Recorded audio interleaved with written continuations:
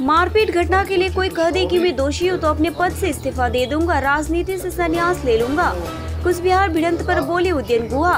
BJP नाटक कर रही है। भाजपा समर्थकों ने टीएमसी की रैली स्थल पर पथराव किया। उन्होंने ही मारपीट की। यदि कोई साबित कर दे कि मारपीट घटना के लिए मैं दोषी हूँ तो अपने पद से इस्तीफा दे दूंगा, राजनीति से संन्यास ले लूंगा। कुछ बिहार में भिड़ंत पर उदयन गुहा ने यह बात कही है। उन्होंने कहा कि भाजपा की गुंडागर्दी के कारण तृणमूल कांग्रेस ने दिनहाटा में बंद का आह्वान किया है।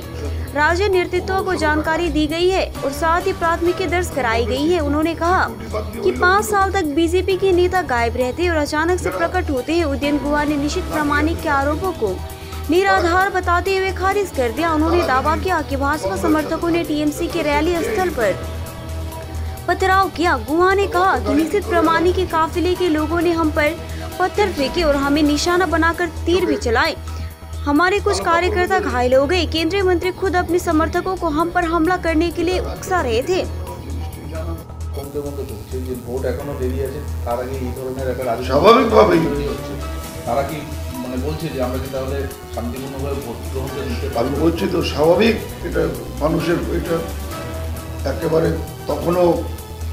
রাত সেইভাবে হয়নি, 9টা রাত একেবারে দিনাটার মূল জায়গা দিনাটা চৌপতি, সেখানে এরকম ঘটনা অতীতেও ঘটেছে বলে আমার জানা নেই।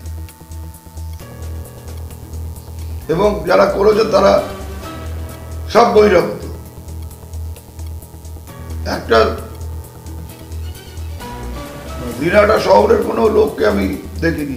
অজয় রায় থাকতে পারে, কিন্তু বাকি যারা নেমে গোলমাল করেছে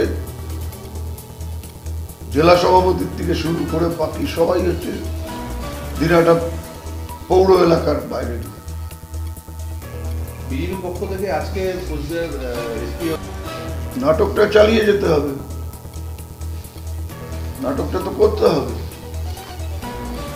নিজেরা গোলমাল করলো, নিজেরা মারপিট করলো, আমাদের বেশ কয়েকজন অতর্কিত হামলায় আহত হলো।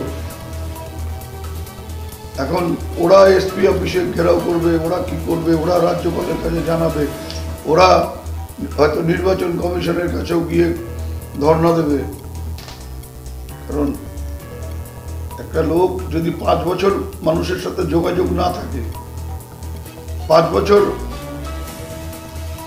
জনগণের সাথে সংযোগ যদি বিচ্ছিন্ন থাকে, হঠাৎ করে আসলে পরে সবকিছু অপরিচিত অপরিচিত মনে হয়। সেটা হওয়াতে 19 আর 24 মেলাতে হচ্ছে না। তার ফলে এই যে প্যানিক সিনড্রোম, তার থেকে এগুলো হচ্ছে। আপনাদের কোনো কর্মসূচি থাকছে বন্ধ ছাড়া? আমরা তো বন্ধ করেছি, তারপরে অ্যাজ ইউজুয়াল আমরা এফআইআর করেছি। আমাদের যে ভোটের যে কর্মসূচি যেগুলো আছে সেইভাবে